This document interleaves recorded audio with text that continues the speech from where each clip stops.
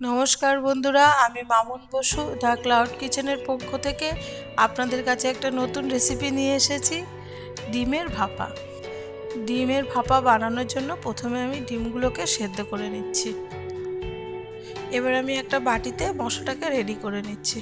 প্রথমে আমি এখানে 1.5 চামচ সাদা সর্ষে দেবো, 1 চামচ কালো সর্ষে, 1.5 চামচ পোস্ত, 5-6টা কাজু দিয়ে জল দিয়ে ভিজিয়ে রাখছি।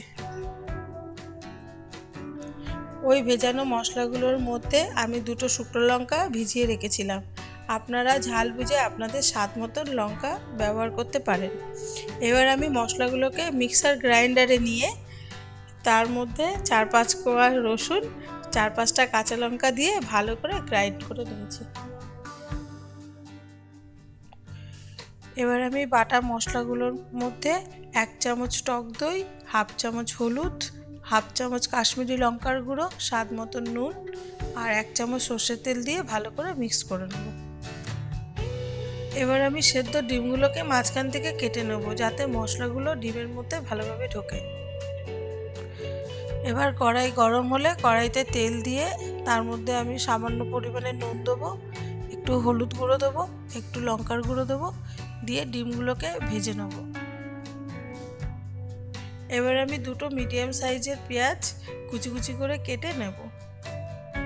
এবার আমি কড়াইতে আরেকটু তেল দিয়ে তার মধ্যে পেঁয়াজ কুচিটাকে দিয়ে ভালো করে হালকা বাদামি কালারের ভেজে নেব। ভাজা হয়ে গেলে বেটে রাখা পেস্টটা ওর মধ্যে দিয়ে দেব। এবার আমি মশলাটাকে ভালো করে কষিয়ে নেব। মশলা থেকে একটু তেল ছেড়ে আসলেই এর মধ্যে আমি 1/2 কাপ জল দিয়ে দিলাম। ঝোলটা সামান্য ফুটে এলেই এর মধ্যে একে একে ভেজে রাখা ডিমগুলোকে দিয়ে নাড়িয়ে নেব। এটা হয়ে এলেই ওর ওপরে কয়েকটা কাঁচা লঙ্কা ছড়িয়ে দিলাম। আমার ডিম ভাপা তৈরি। এভাবে আপনারাও একবার বাড়িতে ট্রাই করে দেখতে পারেন।